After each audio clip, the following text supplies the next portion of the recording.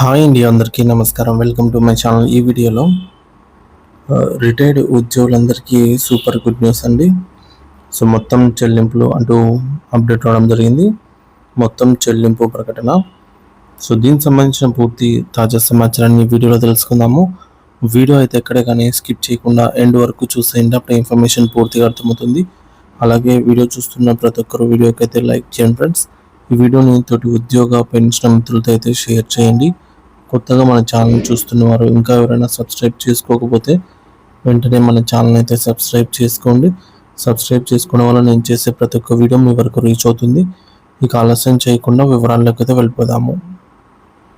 Friends, ఇక విషయానికి వచ్చినట్లయితే ఆంధ్రప్రదేశ్ రాష్ట్ర వ్యాప్తంగా ఉన్నటువంటి లక్షలాది మంది రిటైర్డ్ ఉద్యోగులకు మరియు వారి కుటుంబ సభ్యులకు రాష్ట్ర ప్రభుత్వం ఒక అత్యంత తీపి కబురును అయితే అందించింది. సాధారణంగా పదవి విరమణ చేసిన తర్వాత చాలామంది ఆర్థిక భద్రత మరియు భవిష్యత్తు అవసరాల గురించి నిరంతరం ఆందోళన చెందుతూ ఉంటారు. అటువంటి వారందరికీ కొండంత భరోసా కల్పించేలాగా ప్రభుత్వం తన నిబంధనలో కొన్ని కీలక మార్పులను అయితే తీసుకొచ్చింది. సో ఈ సమాచారానికి కేవలం ఒక చిన్న వర్గానికి మాత్రమే కాకుండా పెన్షన్ పొందుతూ ఉన్నటువంటి ప్రతి ఒక్కరికి చేరాల్సిన అవసరం ఎంతైనా ఉంది. ఎందుకంటే ఇందులో లక్షల రూపాయల ఆర్థిక ప్రయోజనాలకు సంబంధించి విలువైన రహస్యాలు మరియు కొత్త నిబంధనలు దాగి ఉన్నాయి. సో ఈ వివరాలను అర్థం చేసుకుంటే రిటైర్మెంట్ సమయంలో మీకు వచ్చేటటువంటి నగదు పొదుపు చేసుకోవడమే కాకుండా రాబోయే కాలంలో మీ ఆదాయాన్ని ఎలా పెంచుకోవాలో కూడా స్పష్టత అనేది వస్తుంది.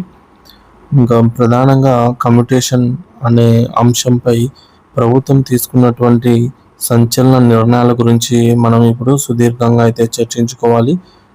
యాక్చువల్గా కమ్యూటేషన్ అంటే ఏమిటో చాలామంది పెన్షనర్లకు పూర్తి స్థాయిలో అవగాహన అనేది ఉండదు.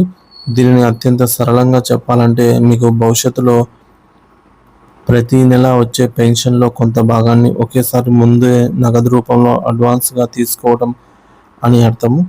మరి ఉదాహరణకు ఒక ఉద్యోగి నెలకు 20,000 రూపాయలు ప్రాథమిక పెన్షన్ రావాల్సి ఉంది అని అనుకుందాం. నిబంధన ప్రకారంగా ఆయన అందులో 40% మొత్తాన్ని అంటే 8,000 రూపాయలను పెన్షన్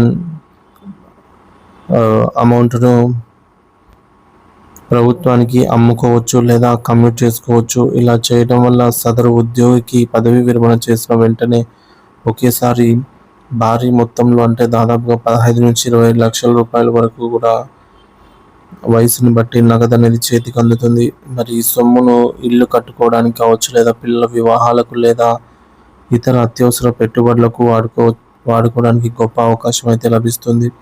మరి అయితే ఇక్కడే చాలామంది పెన్షనర్స్ ఒక విషయంలో తీవ్రమైన భయాందోళనకు గురవుతూ ఉంటారు.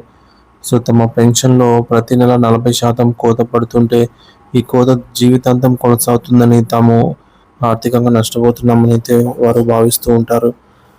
కానీ వాస్తవానికి దీనికి భిన్నంగా ఉంటుంది. సో ఈ పెన్షన్ రికవరీ లేదా కోత అనేది శాశ్వతం కాదు.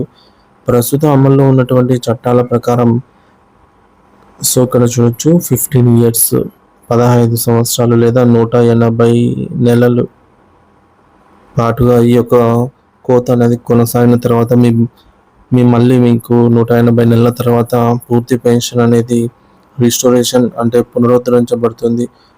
సో ఇక్కడ మరో సంచలన వార్త ఏమిటంటే 15 ఏళ్ల రికవరీ కాలాన్ని 12 సంవత్సరాలకే తగ్గించాలని ప్రభుత్వం ఇప్పుడు యోచిస్తోంది. ఒకవేళ ఈ నిర్ణయం అమల్లోకి వస్తే 60 ఏళ్లలో రిటైర్ అయిన వారికి 72 ఏళ్ళు వచ్చేసరికి మళ్ళీ పూర్తి పెన్షన్ అయితే వాళ్ళు పొందగలుగుతారు. మరి దీనివల్ల పెన్షనర్లకు మరో 3 సంవత్సరాల పాటు అదనపు పూర్తి పెన్షన్ ప్రయోజనం అనేది లభిస్తుంది. ఇది వారి వృద్ధాప్యంలో పెద్ద ఆర్థిక వెసులుబాటుకు ఎంతో తోడ్పడుతుంది.